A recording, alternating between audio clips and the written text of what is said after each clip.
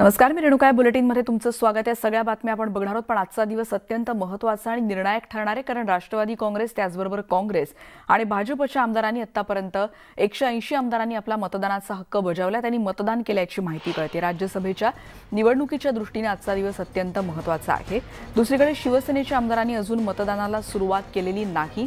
राष्ट्रवादी काँग्रेसने मतांचा कोटा बदलल्यानंतर शिवसेनेच्या संजय पवार यांची उमेदवारी धोक्यात आल्याची चर्चा होती आणि त्यातच राष्ट्रवादी काँग्रेसच्या 10 आमदारांनी पहिली पसंती संजय पवार यांना दिली आहे आणि बाकी आमदारांनी प्रफुल्ल पटेल यांना मत देण्याचं नियोजन केलेलं आहे। त्यामुळे आताच्या क्षणाची एक महत्त्वाची बातमी, एकीकडे मतदान प्रक्रियेला सकाळपासून सुरुवात झाली आणि या सगळ्या पार्श्वभूमीवर मुख्यमंत्री देखील विधान भवनात दाखल झालेत आणि या सगळ्या प्रक्रियेवर त्यांचं देखील लक्ष असणार आहे। न्यूज 18 लोकमतवर या प्रत्येक बातमीचे अपडेट सध्या आपण बघतोय। त्यामुळे आताच्या क्षणाची एक महत्त्वाची बातमी, एकीकडे मतदानाला सुरुवात झाली सकाळपासून आणि आत्ता जी आकडेवारी कळते त्यानुसार 180 आमदारांनी आपला मतदानाचा हक्क बजावलेला आहे। पण हा नंबर गेम नेमका काय आहे आणि कोणाची वर्णी लागते राज्यसभेत हे आज संध्याकाळपर्यंत कळू शकणार आहे। तुषार रुपनवर आमचे प्रतिनिधी आता आपल्या सोबत आहेत। तुषार, आत्ताच्या क्षणाचे काय काय अपडेट्स मिळत आहेत? आताच्या क्षणाची आपण अपडेट जर पाहिली असेल तर शिवसेना आमदारांनी मतदानाला सुरुवात केलेली आहे आणि आतापर्यंत 180 आमदारांनी मतदानाचा हक्क बजावलेला आहे। म्हणजे जवळपास अजूनही 100 आमदारांचं मतदान बाकी आहे, कारण की 288 आमदारांपैकी राष्ट्रवादीच्या 2 आमदारांना मतदान करता येणार नाहीत, नवाब मलिक आणि अनिल देशमुख। तर तिसरं मतदान जे या ठिकाणी कमी झालेलं आहे ते म्हणजे शिवसेनेचे रमेश लटकेंचं निधन झाल्यामुळे, त्यामुळे 3 मतं हे कमी झालेले आहेत। त्यामुळे आता जवळपास फक्त 100 मतं ही बाकी राहिलेले आहेत। जवळपास आता 180 आमदारांनी मतदान केलेलं आहे। आता वाजतात दुपारचे 12, साधारणतः 3 वाजेपर्यंत हे मतदान पूर्ण होईल। आपल्यासोबत बोलण्यासाठी राष्ट्रवादीचे आमदार अशोक पवार आहेत। काय सांगाल बापू तुम्ही? मतदान आतापर्यंत 180 झाले, साधारणतः किती वाजेपर्यंत ही मतदानाची प्रक्रिया पूर्ण होऊ शकते? शेवटची वेळ दुपारी 4ची आहे। 4 वाजेपर्यंत सगळी प्रक्रिया पूर्ण होणार आहे आणि महाविकास आघाडीचे सर्व उमेदवार चारीचे चारी मोठ्या मताधिक्याने निवडून येतील एवढं सांगतो। तुम्ही म्हणता की महाविकास आघाडीचे सर्व उमेदवार निवडून येतात, मात्र तुमचे सहकारी आमदार दिलीप मोहितेंनीच काही वेळापूर्वी न्यूज 18 लोकमतशी बोलताना नाराजी व्यक्त केली की माझी नाराजी आहे, मुख्यमंत्री फाईलवर सही करत नाहीत, मुख्यमंत्री आमची कामं करत नाहीत, आम्ही नेमकं मतदान करायचं कोणाला असं त्यांनी म्हटलंय।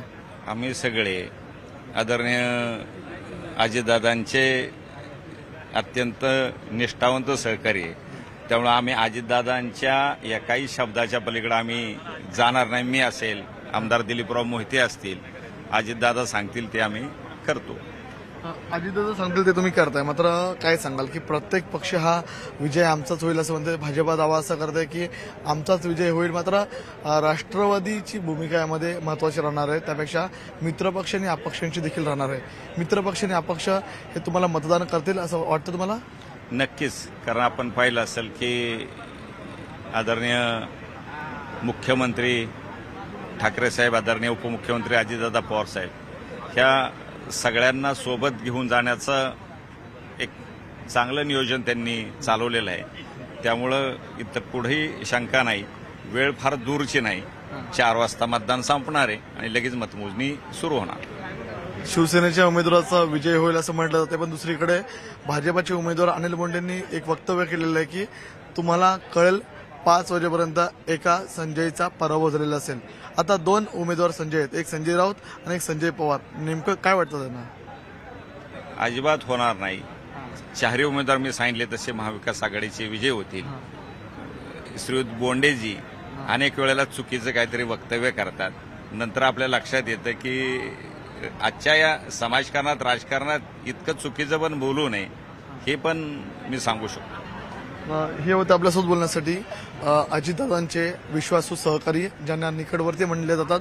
काही वेळापूर्वीच न्यूज 18 लोकमतशी जेव्हा दिलीप मोहिते यांनी नाराजी व्यक्त केली तेव्हा त्यांची मनधरणी करण्यामध्ये अशोक पवार यांचा मोठा वाटा होता। राष्ट्रवादी पक्षाकडून देखील असं म्हटलं जात आहे की महाविकास आघाडीच्या उमेदवाराचाच विजय होईल, मात्र दुसरीकडे आपण जर पाहिलं असेल तर काँग्रेस असेल या पक्षामध्ये अंतर्गत धुसफूस सुरू आहे। तर या ठिकाणी भाजपा वारंवार दावा करते की आमचाच उमेदवार निवडून येईल। भाजपाचा हा दावा असेल, भाजपाची रणनीती आहे, भाजपाची स्ट्रॅटेजी जर असेल तर चित्र हे आपल्याला 5 वाजता नंतर स्पष्ट होताना पाहायला मिळणार आहे. कारण की आता 12 वाजेपर्यंत जवळपास 180 मतदान झालेलं आहे. उर्वरित अजून 105 मतदानासाठी जवळपास 2 ते 3 तास लागू शकतात. आता शिवसेनेचे उमेदवार मतदानाला सुरुवात झालेले आहेत. स्वतः अनिल परब या ठिकाणी उपस्थित राहून सर्व मतदान कशा प्रकारे होतं ते पाहतात. दुसरीकडे भाजपाने देखील आपले सर्व प्रमुख नेते या ठिकाणी पोलिंग एजंट म्हणून उभे केलेले आहेत. त्यांच्या दिमतीला देखील त्यांचे सहकारी आहेत. आजची सगळी ही आपण जर पाहिली असेल तर महाराष्ट्र राज्यामधली सर्वात मोठी घडामोड आपल्याला घडताना पाहायला मिळते. मात्र विजय कुणाचा होईल हे आता आपल्याला 5 नंतर स्पष्ट होणार आहे. मात्र आजचा विजय हा महाराष्ट्राच्या राजकारणाला कलाटणी देणारा हा विजय असणार आहे. त्याच्याविषयीची प्रचंड खरं महाराष्ट्र राज्यामध्ये राज्यसभेची ही निवडणूक होताना दिसते. धन्यवाद तुषार उपनवर, आमचे प्रतिनिधी या संदर्भात आपल्याला माहिती देतात. आणि जसं त्यांनी आता सांगितलं की शिवसेनेचे आमदार देखील आता तिथे यायला सुरुवात झाली आणि त्यांनी देखील आता मतदानाला सुरुवात केलेली आहे. त्या दरम्यान आणखी एक महत्त्वाची घडामोड ती म्हणजे हितेंद्र ठाकूर विरारकडून मुंबईकडे रवाना झाल्याचं कळतंय. पण ते मतदान कोणाला करणार याबद्दल मात्र अजून स्पष्टता नाही अशी माहिती कळते. हितेंद्र ठाकूर हे 2 वाजण्याच्या सुमारास मतदान करतील अशी प्राथमिक सध्या माहिती मिळते. आपल्याला माहिती आहे काही दिवसांपूर्वीच गिरीश महाजन यांनी देखील त्यांची भेट घेतलेली होती. त्यामुळे बहुजन विकास आघाडीचं मत नेमकं कोणाला याविषयीची स्पष्टता दुपारपर्यंत होऊ शकणार आहे असं म्हटलं जात आहे. कारण हितेंद्र ठाकूर आता विरारहून रवाना झालेत आणि दुपारपर्यंत ते मुंबईत पोहोचतील आणि मतदान करतील असं म्हटलं जात आहे. त्यामुळे प्रत्येक मत अत्यंत निर्णायक ठरू शकतं.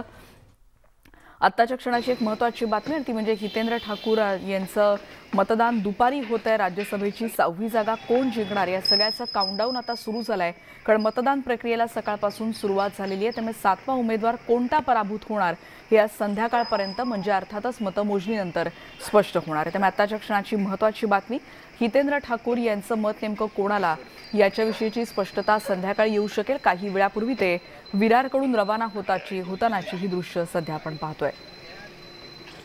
त्यामुळे मुंबईला ते रवाना होत आहेत आणि आताचं अत्यंत महत्त्वाचं आणि ती बातमी ज्याची असं आपल्याला तुषारनं दिली होती 11:37 180 उमेदवारांनी मतदान केलेलं होतं. आणि सगळ्यात पहिला अपडेट आपण सध्या बघतोय न्यूज 18 लोकमतवर. एकीकडे या सगळ्या मतदान प्रक्रियेला सुरुवात झालेली आहे आणि हितेंद्र ठाकूर देखील मुंबईकडे रवाना झालेत. त्यामुळे एकीकडे शिवसेनेच्या आमदारांनी मतदानाला सुरुवात केलेली आहे. त्याचबरोबर सकाळपासूनच भाजपचे उमेदवार तिथे देखील मतदानाला पोहोचलेले होते. त्यामुळे नेमका या 7 उमेदवारांपैकी कोणाचा पराभव होणार हे सांगणारा आजचा दिवस अत्यंत निर्णायक असणार आहे. त्यामुळे तटस्थ आमदार यामध्ये किंगमेकर ठरणार का या सगळ्याची उत्तरं आपल्याला संध्याकाळपर्यंत मिळू शकतील. दरम्यान मुख्यमंत्री देखील विधानभवन प्रांगणामध्ये दाखल झालेले आहेत आणि ते देखील या सगळ्यावर नजर ठेवून असणार आहेत. माझा 11 वाजता आता हे होणार नवाब मलिक देशमुख यांना जामीन मिळेल काय ते आता 11च्या नंतरच कळणार आहे. तुमची मतं म्हणून निर्णायक आहेत. दोघींकडनं प्रेशर आहे आणि अब्दुल सत्तार यांनी सांगितलेलं आहे की मालचारशी फोनवर बोलणं झालेलं आहे. त्यांनी आम्हालाच पाठिंबा दिलेला आहे. काय म्हणणार? हे बघा, मी इलेक्शनला उभे राहतो त्यावेळी कोणत्याच मतदारावर अविश्वास दाखवत नाही. जे मतं मागतात त्यांना प्रत्येकाला विश्वास देतो आम्हाला मिळणार. त्यांनी विश्वास दाखवला ते माझे मित्र आहेत. चांगली गोष्ट आहे. भाजपकडनं काय आलेलं आहे का? काल बातचीत झालेलं भाजपकडनं देवेंद्र फडणवीस सर्वच पक्षाचे नेते बोलतात. धन्यवाद. ओपन होणारच आहे. सस्पेन्स कायम. सस्पेन्स कायम आहे अशी प्रतिक्रिया हितेंद्र ठाकूर यांनी दिली आहे. काही वेळातच ते देखील मुंबईकडे पोहोचतात. विरारमधून ते आता रवाना झाले. त्यामुळे बघूयात हितेंद्र ठाकूर यांचं मत नेमकं कोणाच्या पारड्यात पडते. काही दिवसांपूर्वीच गिरीश महाजन यांनी देखील त्यांची भेट घेतली होती.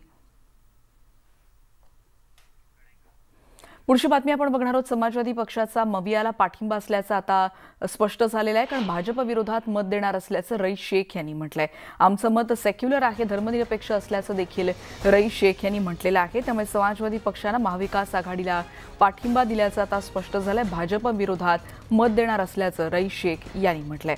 त्यामुळे एकीकडे या सगळ्या मतदानाची आखाडा सध्या तिथे सुरू आहे असंच म्हणायला हवं. कारण एकीकडे सगळे उमेदवार तर तिथे पोहोचतायत पण नेमकी मतं कोणाला मिळत आहेत, प्राधान्यक्रम नेमका कसा असणार आहे याविषयीची देखील स्पष्टता आपल्याला संध्याकाळपर्यंत होऊ शकणार आहे. भाजप विरोधात मत देणार असल्याचं रईस शेख यांनी म्हटलेलं आहे. समाजवादी पक्षाचा, त्यामुळे महाविकास आघाडीला पाठिंबा आहे हे आता स्पष्ट झालंय. अबू आझमी आणि रईस शेख यांचं मत आता त्यामुळे महाविकास आघाडीला असणार आहे. आताच्या क्षणाची महत्त्वाची बातमी. एकीकडे आपण बघितलं हितेंद्र ठाकूर यांची प्रतिक्रिया आणि त्यानंतर समाजवादी पक्षाशी संबंधित एक महत्त्वाची बातमी, आणि ती म्हणजे समाजवादी पक्षानं आता महाविकास आघाडीला पाठिंबा देणार असल्याचं स्पष्ट केलंय. त्यामुळे राज्यसभा निवडणुकीतले हे सगळे महत्त्वाचे अपडेट सध्या आपण बघतोय आणि त्याच्यामध्ये कशा पद्धतीनं हा सगळा नेमका कोणत्या उमेदवाराला आमच्यासाठी उमेदवार महत्वाचं नाहीये. आमच्यासाठी महत्व आहे भाजपाच्या परत बोल चुका मैं. आमच्या मत सेक्युलरिझमसाठी आहे. आमच्या मत भाजपाच्या विरोधात. ओके काय झालं पण नेमका कोणत्या उमेदवाराला आमच्यासाठी उमेदवार महत्वाचं नाहीये. आमच्यासाठी महत्व आहे भाजपाच्या परत. भाजपच्या विरोधात जाणार असल्याचं आता त्यांनी स्पष्ट केलं. रईस शेख आणि अबू आझमी आता विधान भवन प्रांगणात दिसले. थेट जाणार आहोत. उदय जाधव आमचे प्रतिनिधी आता आपल्या सोबत आहेत. उदय, क्षणाक्षणाचे अपडेट घेतोय आपण. आत्ताचे काय काय घडामोडी म्हणता येईल, कारण शिवसेनेचे उमेदवार देखील तिथे पोहोचतात असं कळलं होतं.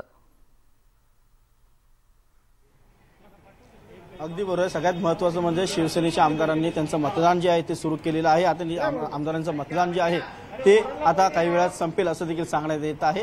एक जे स्ट्रॅटेजी ठरवण्यात आली होती, फ्लोअर मॅनेजमेंट जे ठरवण्यात आलं होतं त्यानुसार शिवसेनेच्या आमदारांनी एक कोटा जो आहे त्यानुसार मतदान करण्यास सुरुवात केलेला आहे. त्याचबरोबर पुढच्या काही वेळातच शिवसेनेच्या आमदारांचं मतदान संपेल. आणि आता जी ताजी माहिती मिळते त्यानुसार भाजपचे आमदार लक्ष्मण जगताप जे खूप गंभीर आजारामुळे त्रस्त आहेत आणि ते आजारी होते, त्यांच्यावरती हॉस्पिटलमध्ये उपचार सुरू होते, ते थेट पुण्याहून पिंपरी चिंचवडहून ॲम्ब्युलन्सने विधान भवनामध्ये दाखल झालेले आहेत. ते थेट व्हीलचेअरवरनं मतदान करण्यासाठी विधान भवनाच्या आतमध्ये जाणार असल्याची देखील माहिती मिळते. त्यांना वेगळ्या गेटने ॲम्ब्युलन्ससह आतमध्ये आणण्यात आल्याची माहिती आता सध्या मिळते. काही वेळापूर्वीच समाजवादी पार्टीचे दोन्ही आमदार अबू आझमी असतील आणि रईस शेख असतील हे विधान भवनात दाखल झाले आणि त्यांनी सांगितले की आम्ही भाजपच्या विरोधात मतदान करू, आम्ही सेक्युलरिझमच्या बाजूने आहोत असं त्यांनी सांगितलेलं आहे. आता प्रत्यक्षात आतमध्ये त्यांनी हे मतदान करणं जे आहे ते आता सुरू होईल. आणि सगळ्यात महत्त्वाचं म्हणजे इतर अपक्ष आमदार जे आहेत ते नेमकं काय भूमिका आहे हे पाहायला आपण इथे थेट दृश्य पाहू शकतो. मागे शिवसेनेचे नेते एकनाथ शिंदे आणि उदय सामंत हे विधान भवनामध्ये येत आहेत. ते काही वेळापूर्वी ते विधान परिषदेच्या निवडणुकीच्या संदर्भात महत्त्वाची बैठक घेत होते आणि या बैठकीमध्ये नेमकं काय ठरलं हे कारण आता ते सध्या मतदार आहेत त्यामुळे आपण त्यांची थेट बोलू शकत नाही विधान भवनाच्या प्रांगणामध्ये, कारण निवडणूक आयोगाने तसे नियम दिलेले आहेत.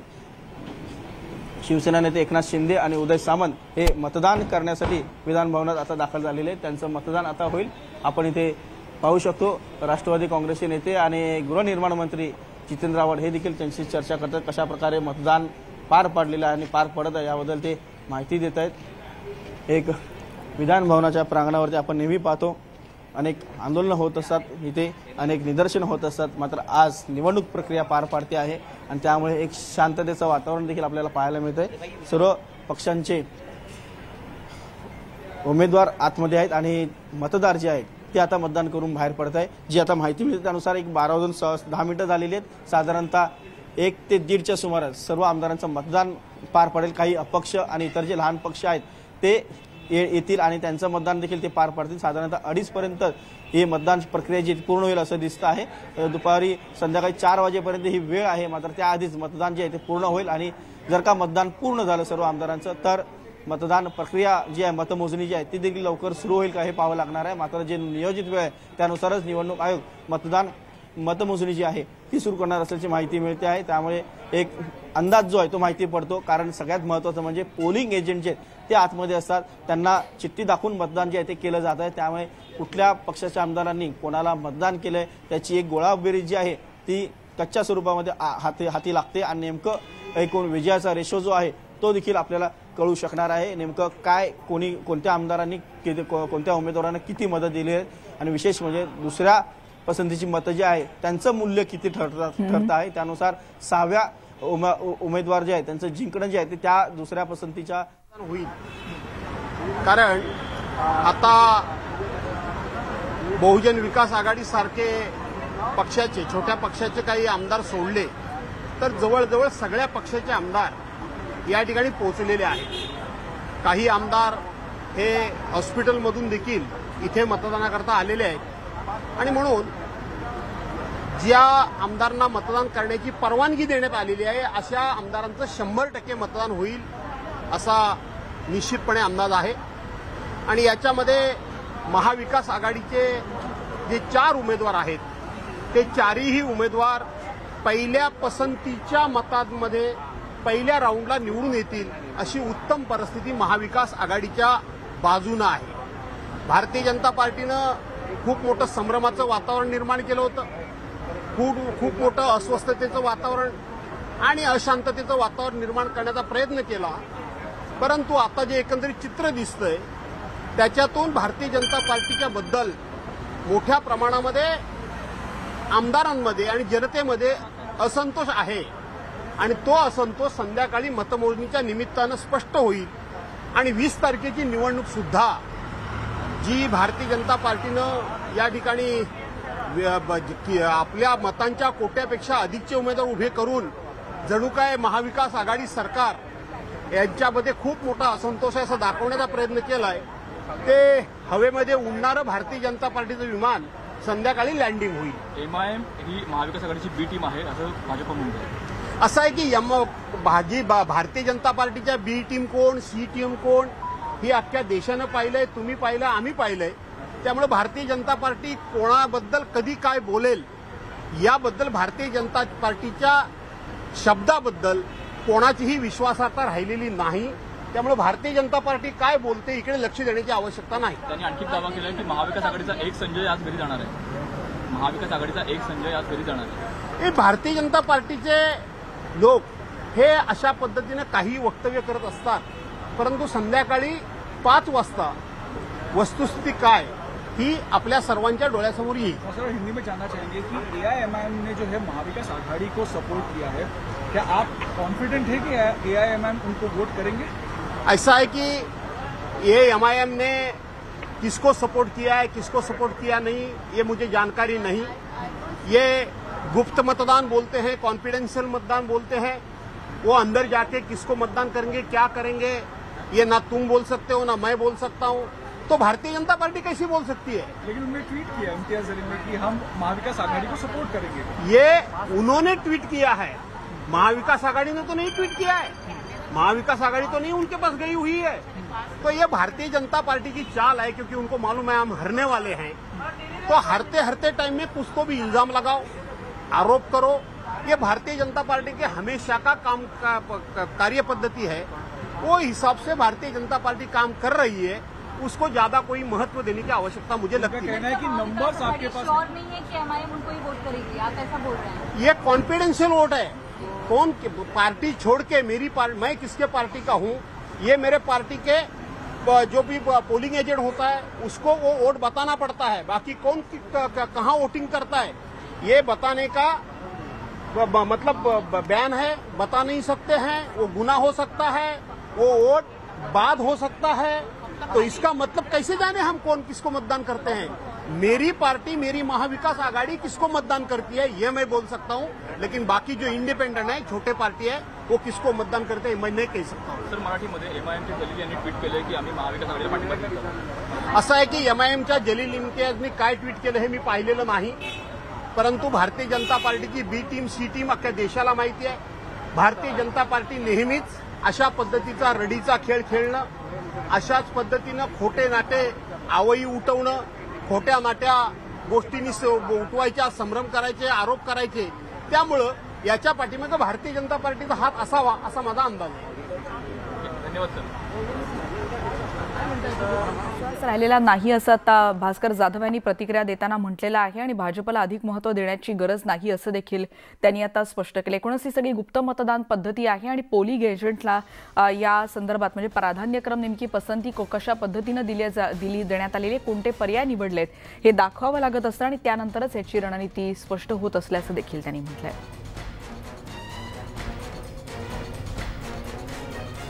दरम्यान पिंपरी चिंचवडचे भाजप आमदार लक्ष्मण जगताप आता मतदानासाठी विधान भवनात दाखल झालेत। गेल्या काही महिन्यांपासून ते आजारी आहेत आणि आजारी असूनही रुग्णवाहिकेतून ते विधान भवनात दाखल झालेत।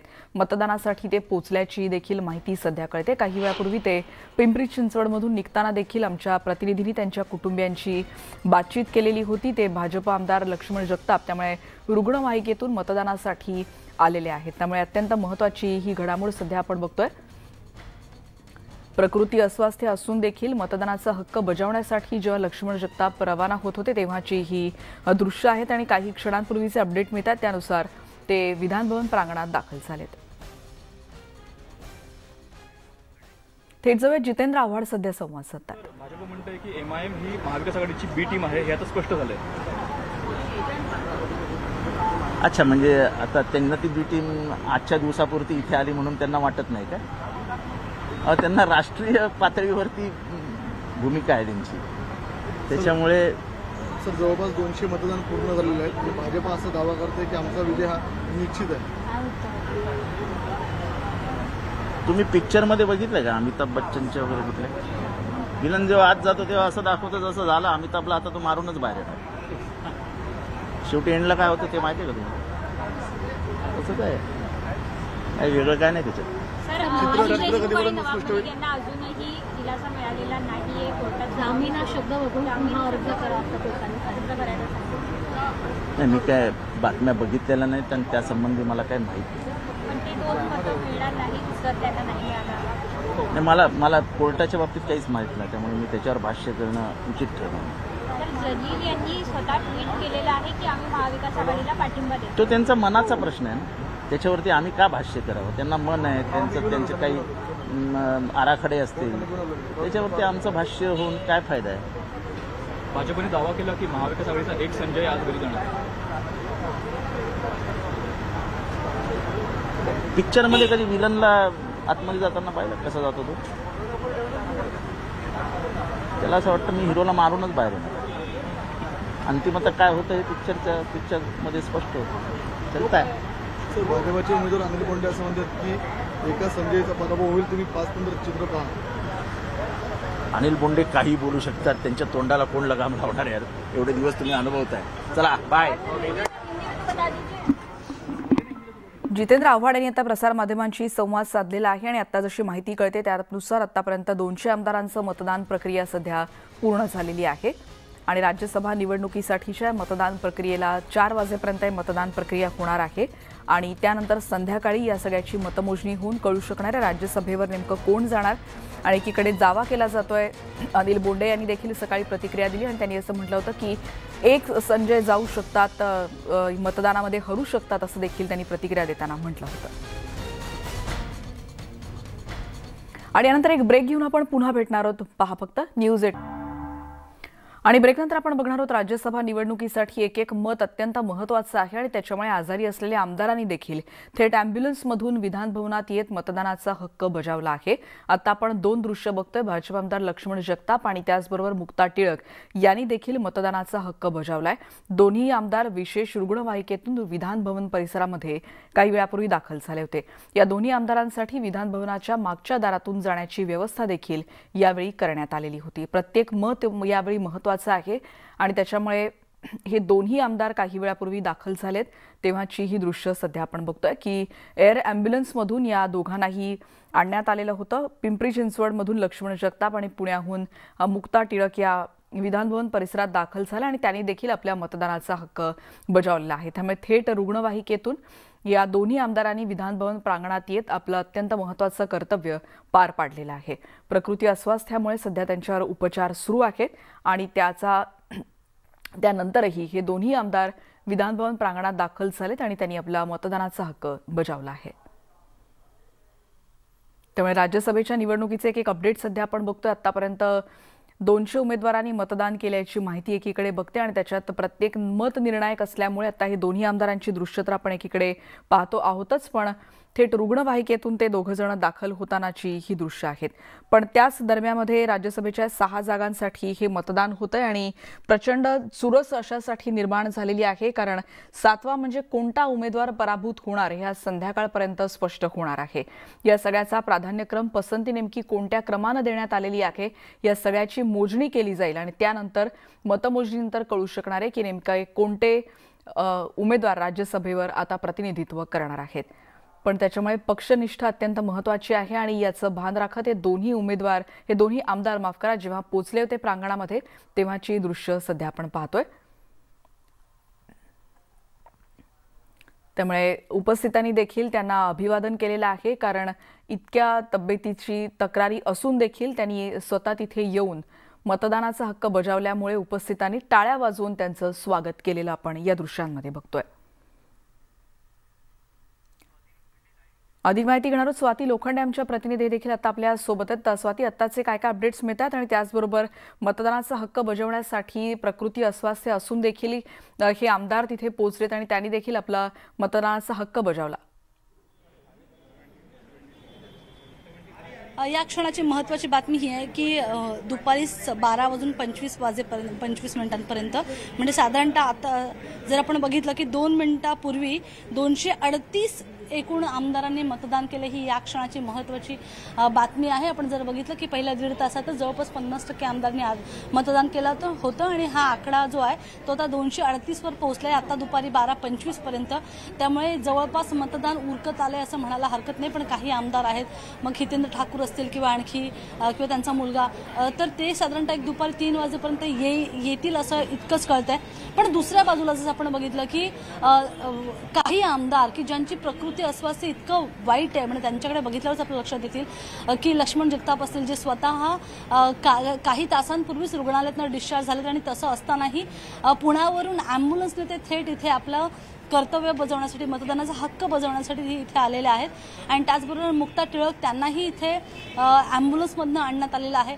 मग दुसरं आपण काही 1-2 आमदार की ज्यांना चालता येत नव्हतं ते अत्यंत हळूहळू चालत आले, वॉकरच्या साहाय्याने आले. अनिल देसाईंचा पायाला पण दुखापत झालेली आहे. पण एकूणच राज्यसभेचं हे मतदान म्हणजे आपण जर बघितलं की जवळपास एक 24 वर्षांच्या कालावधीनंतर म्हणजे 1938 नंतर 1998 नंतर पहिल्यांदा हे मतदान होते राज्यसभेसाठी. कारण आतापर्यंत जर आपण बघितलं की राज्यसभेला जितक्या जागा तितके उमेदवार असं साधारणतः सूत्र होत असल्यानं किंवा असं साधारणतः पालन केलं असल्यानं आतापर्यंत मतदानाची गरज पडली नाही किंवा पहिल्या पसंतीतच हे उमेदवार निवडून आले. पण यावेळेला आपण माहिती आहे की एक अतिरिक्त उमेदवार आहे आणि त्याच्यामुळे या सगळ्या परिस्थितीमध्ये सेना भाजपचा एक उमेदवार आहे राज्यसभेचा, त्यांच्या संदर्भात किंवा त्यांचं भवितव्य जे आहे ते अधांतरी आहे.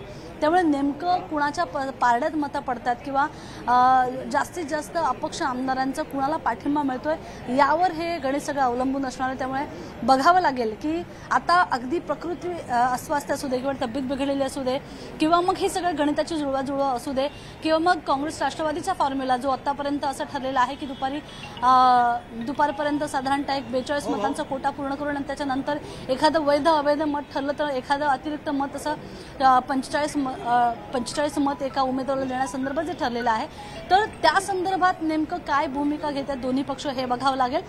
मतदानाची टक्केवारी ही खूप जास्त आहे आतापर्यंत. आता पण बघूया की 4 वाजेपर्यंत हे मतदान सुरू राहील आणि त्याच्यानंतर मग मात्र मतमोजणीला सुरुवात होणार आहे. स्वाती, आणखीन एक प्रश्न अशासाठी की या सगळ्या प्रक्रियेविषयी प्रचंड उत्सुकता असते आणि कशा पद्धतीनं पसंती दिली जाते आणि त्यानंतर पोलिंग एजंटला या संदर्भातला कागद दाखवल्याशिवाय त्याची पुष्टी होऊ शकत नाही. त्याच्यासाठीच प्रत्येक पक्षाकडून या पोलिंग एजंटची नेमणूक करण्यात आलेली असते. या प्रक्रियेविषयी थोडं आणखीन सांगता येईल का?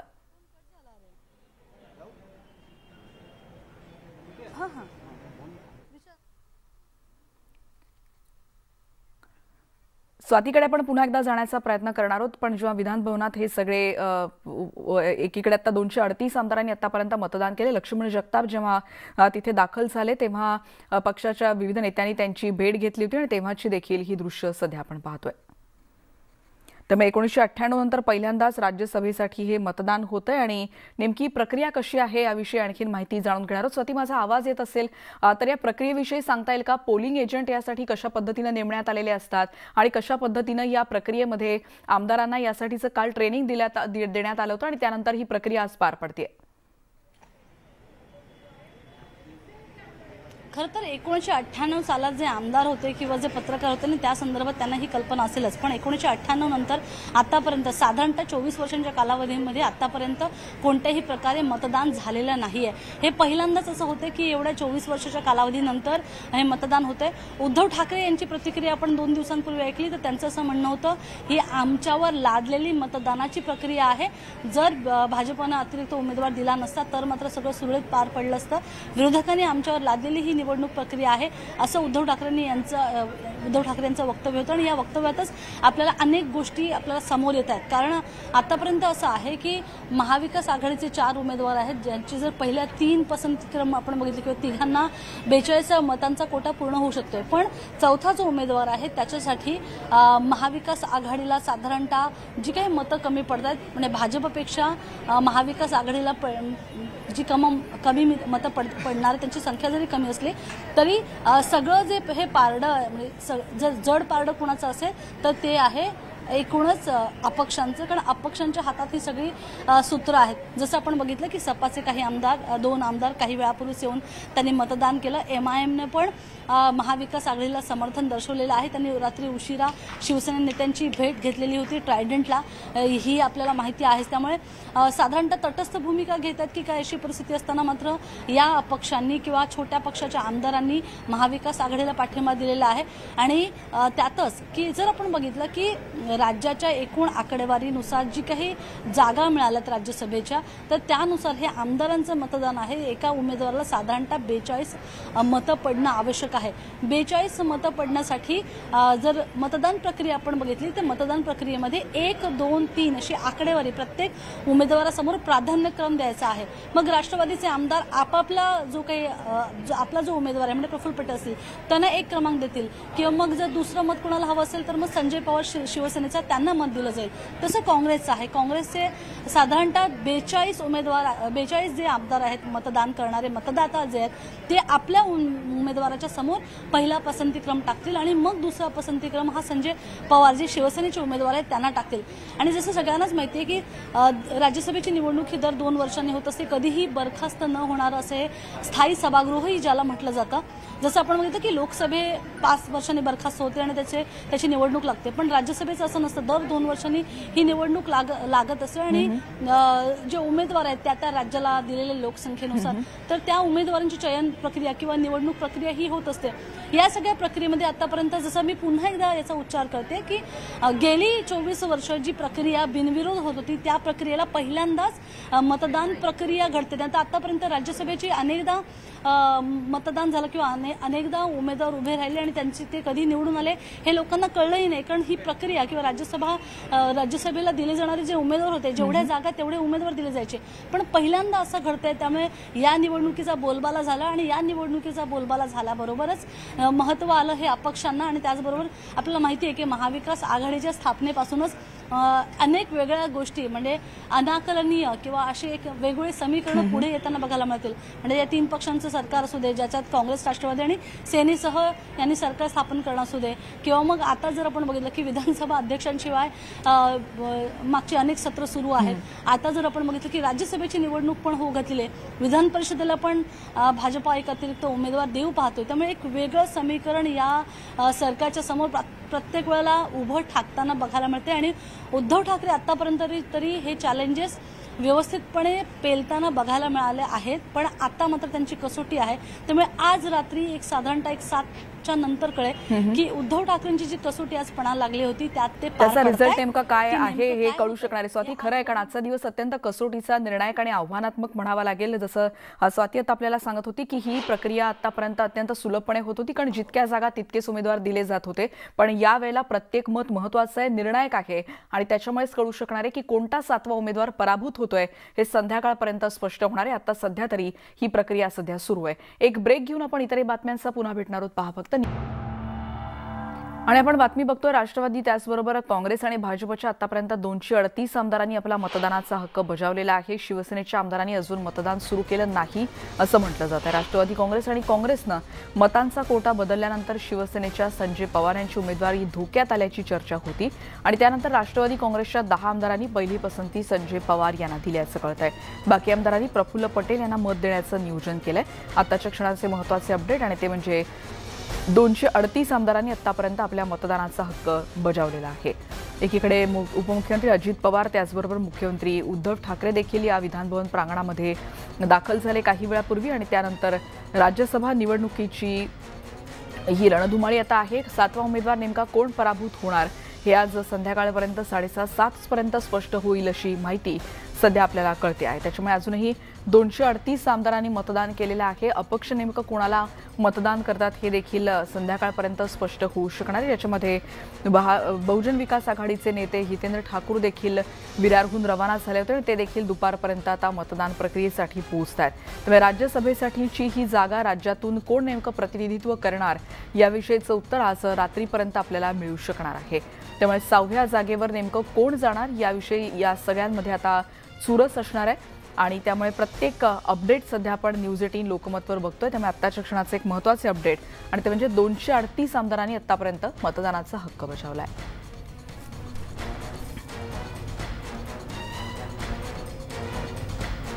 आमदारांना मतदान करण्याची परवानगी देण्यात आलेली आहे. अशा आमदारांचं 100% मतदान होईल असा निश्चितपणे अंदाज आहे आणि याच्यामध्ये महाविकास आघाडीचे जे 4 उमेदवार आहेत ते 4ही उमेदवार पहिल्या पसंतीच्या मतांमध्ये पहिल्या राऊंडला निवडून येतील अशी उत्तम परिस्थिती महाविकास आघाडीच्या बाजूनं आहे.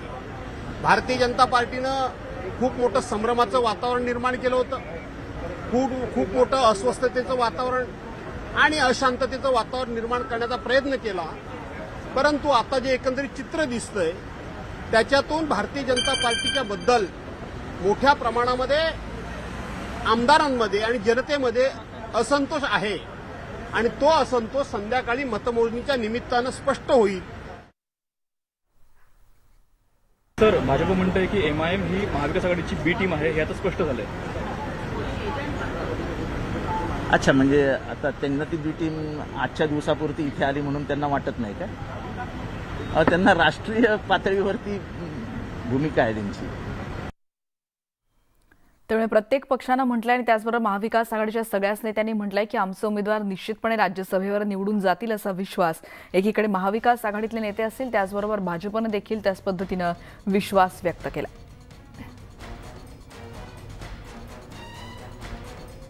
आणि या क्षणाचे आणखीन एक महत्त्वाची अपडेट बातमी आपण बघणार आहोत. जितेंद्र आव्हाड यांनी मतदान केल्यानंतर थेट जयंत पाटील यांच्या हातात मतपत्रिका दिली आणि खरं तर मतपत्रिका दाखवायची असते ती हाताळायला द्यायची नसते आणि याबद्दल आता भाजपचे आमदार पराग अळवणी यांनी याबद्दल हरकत घेतल्या. काँग्रेसच्या यशोमती ठाकूर यांनी देखील अशाच पद्धतीने नाना पटोले यांच्या हातात मतपत्रिका दिली आणि या दोन्ही मुद्द्यांवर भाजपनं आता हरकत घेतली.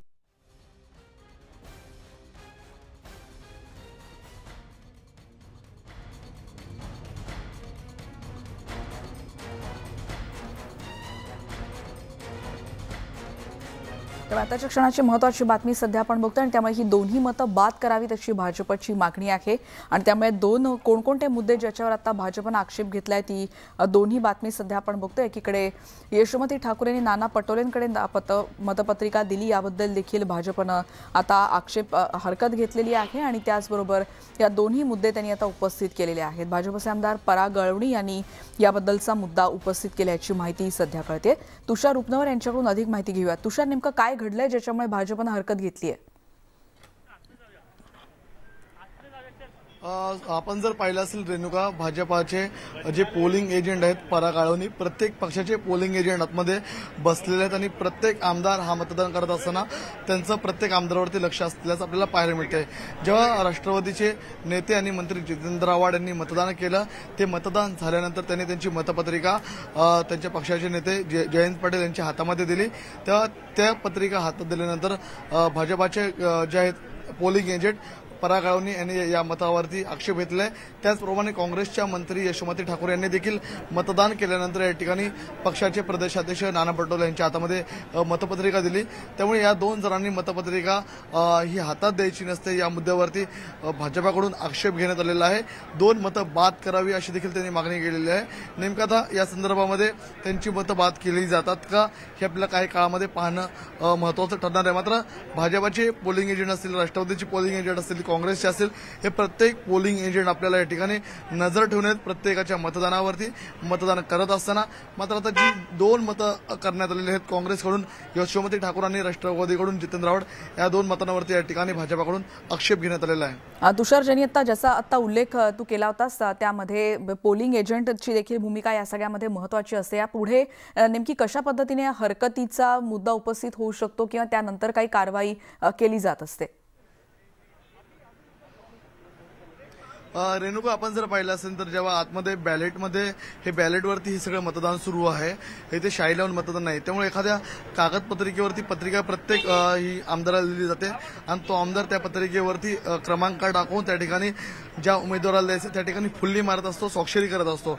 जेव्हा हे मतदान सुरू असतं तेव्हा प्रत्येक पक्षाचे काही गट आतमध्ये स्थापन करण्यात आलेले आहेत। प्रत्येक पक्ष आपल्या आमदाराचं या ठिकाणी मतदान घेत असतो। मात्र जे दुसरे ऑब्झर्व्हर असतात प्रत्येक पक्षाचे ते एकमेकांना व्हेरिफिकेशन करत असतात। त्यामुळे भाजपाचे पोलिंग एजंट हे इतर पक्षांना ऑब्झर्व्हर करत असतात। त्यामुळे इतर पक्षांचे नेते हे भाजपाच्या आमदारांचं ऑब्झर्वेशन करत असतात। हे ऑब्झर्वेशन करण्यादरम्यानच पराग अळवणी हे भाजपाचे पोलिंग एजंट आहेत। त्यांनी जितेंद्र आव्हाड यांनी मतदान केल्यानंतर जी पत्रिका जयंत पाटील त्यांचे प्रदेशाध्यक्ष त्यांच्या हातात दिली त्याला आक्षेप घेतला। त्याचप्रमाणे ज्या मंत्री यशोमती ठाकूर आहेत त्यांनी मतदान केल्यानंतर त्यांनी त्यांची मतपत्रिका ही त्यांचे प्रदेशाध्यक्ष नाना पटोले यांच्या हातामध्ये दिली। त्यामुळे त्यांनी एक तांत्रिक मुद्दा उपस्थित केलेला आहे की तुम्हाला अशी मतपत्रिका हातामध्ये देता येत नाही आणि मतपत्रिका हातात दिल्यामुळे या दोघांची मतं बाद करण्यात यावी अशी मागणी भाजपाच्या पराग अळवणी यांच्याकडून केली जाते। पण त्यांचं मत बाद केलं जातंय का किंवा त्यांचं मत ठेवलं जातंय हे आपल्याला थोड्याच वेळात पाहणं महत्त्वाचं ठरणार आहे।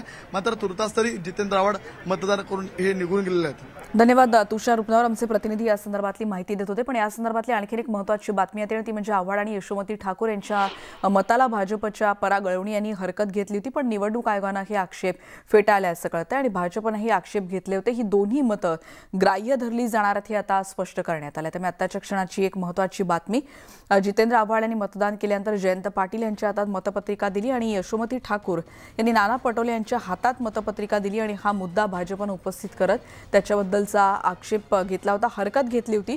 पण नेमकं निवडणूक आयोगानं काय म्हटलंय जाणून घेऊयात। स्वाती आता आपल्या सोबत आहे। स्वाती,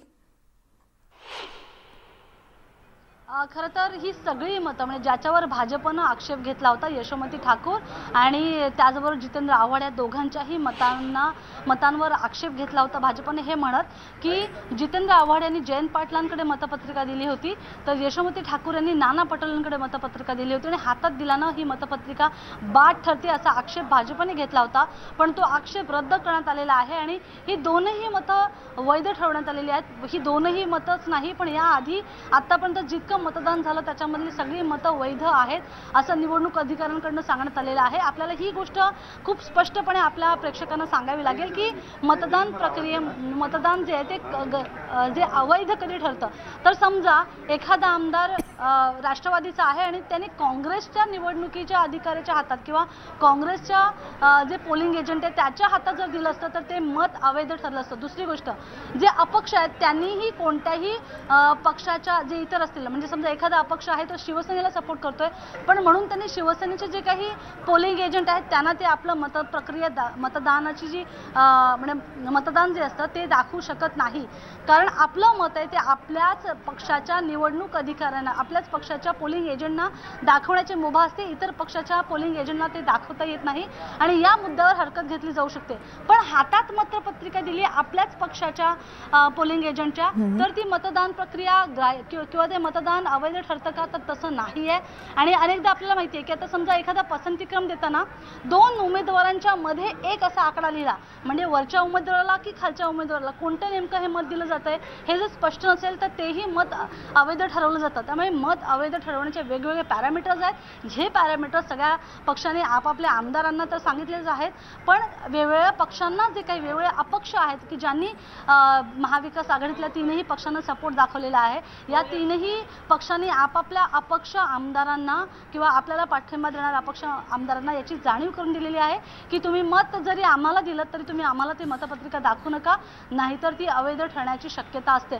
त्यामुळे ही मतदान प्रक्रिया इतकी किचकटती यासाठीच मानली जाते कारण यातल्या अनेक बाबी आहेत त्या खूप सांभाळून बघाव्या लागतात किंवा सांभाळून मतदान करावं लागतं. एकाच उमेदवारापुढे तुम्ही 1, 2, 3 आकडा जरी तीनही आकडे दिले तुमचे तीनही प्रेफरन्स तरी तुमचं मत ते बाद. त्यामुळे पसंतीक्रम आणि त्याच्याविषयीची सगळी प्रक्रिया स्वाती तू सांगते आहेसच, पण आणखी एका महत्त्वाच्या बातमीचे अपडेट्स घेण्यासाठी स्वातीकडे पुन्हा एकदा येतोय. पण पहिले ती बातमी आपण बघणार आहोत आणि म्हणजे सेनेच्या 55 आमदारांचं मतदान पूर्ण झाल्याची माहिती सध्या कळते.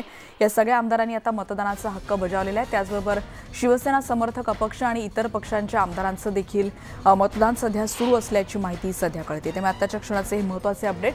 शिवसेनेचे आमदार काही वेळापूर्वी दाखल झालेले होते आणि आता जी माहिती कळते त्यानुसार आतापर्यंत शिवसेनेच्या आमदारांनी देखील इथे उपस्थिती लावलेली आहे आणि त्यांनी देखील मतदान प्रक्रियेमध्ये भाग घेतला आणि आता जी माहिती कळते त्यानुसार सेना समर्थक अपक्ष आमदारांची देखील मतदान प्रक्रिया सध्या सुरू असल्याची माहिती कळते आहे. त्यामुळे आताच्या क्षणाचे हे महत्त्वाचे अपडेट. सेनेच्या आमदारांनी देखील आतापर्यंत मतदान केले. सेनेच्या 54 आमदारांनी आतापर्यंत मतदान केल्याची माहिती सध्या कळते आहे. त्यामुळे सगळ्या आमदारांनी आतापर्यंत मतदानाचा हक्क बजावला. त्याचबरोबर जे समर्थक अपक्ष आहेत त्याचबरोबर इतर आमदारांचं देखील मतदान प्रक्रिया आता सुरू असल्याची माहिती कळते आहे. त्यामुळे आताच्या क्षणाचे महत्त्वाचे अपडेट. प्रत्येक पक्ष एकीकडे पूर्णपणे आपलेच उमेदवार विजयी होतील असा दावा करताना दिसतात. एकीकडे महाविकास आघाडी विरुद्ध भाजप असं हे चित्र पाहायला मिळणार आहे. पण त्यामध्ये बघूयात की कशा पद्धतीनं ही अटीतटीची लढत असणार आहे.